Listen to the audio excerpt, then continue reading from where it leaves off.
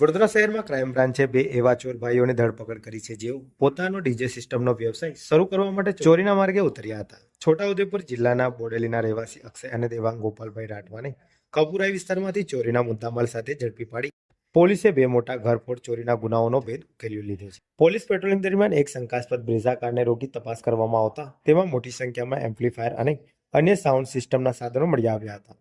આ અંગે કડક પૂછપરછ કરતા બંને આરોપીઓએ કબૂલાત કરી હતી કે તેઓ ડીજેનો ધંધો શરૂ કરવા માંગતા હતા, પરંતુ મોંઘા સાધનો ખરીદવાને બદલે ધનિયાવી રોડ પર આવેલા ગોડાઉનના તાળા તોડી ચોરી કરવાનું શરૂ કર્યું હતું.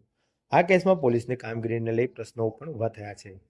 મળતી માહિતી મુજબ આ સાધનોની પહેલી ચોરી 1.5 મહિના પહેલા થઈ હતી, છતાં તે સમયે પોલીસે માત્ર અરજી લઈ સંતોષ માન્યો હતો.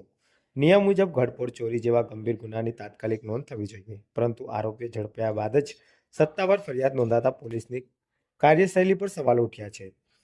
ક્રાઇમ બ્રાન્ચે આરોપીઓ પાસેથી 9 એમ્પ્લીફાયર, એક સાઉન્ડ સિસ્ટમ, 8 ખંજરી અને ગુનામાં વપરાયેલી લક્ઝરી કાર સહિત કુલ ₹10.11 લાખનો મુદ્દામાલ જપ્ત કર્યો છે. હાલ પોલીસે બંને આરોપીઓ વિરુદ્ધ કાયદેસરની કાર્યવાહી હાથ ધરી છે. ચોર તો ઝડપાઈ ગયા, પરંતુ પહેલા ડિટેક્શન પછી ફરિયાદ જેવી પોલીસની પદ્ધતિ બદલાશે કે નહીં તે જોવાનું રહ્યું.